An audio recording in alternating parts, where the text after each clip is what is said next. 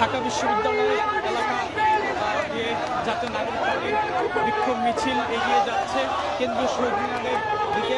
আওয়ামী লীগকে অবিলম্বে নিষিদ্ধ করার জন্য আওয়ামী লীগের নিবন্ধন বাতিল এই সকল দাবিতে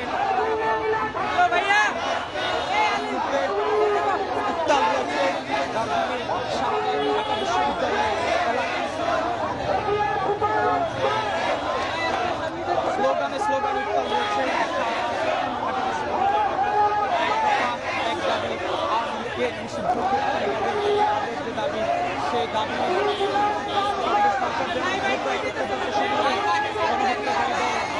নিষিদ্ধ করে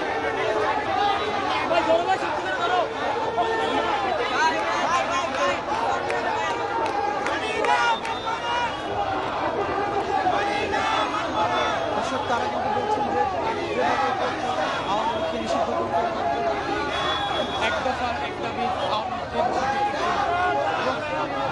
বিগত 2024 সালের 5ই আগস্ট ছাত্র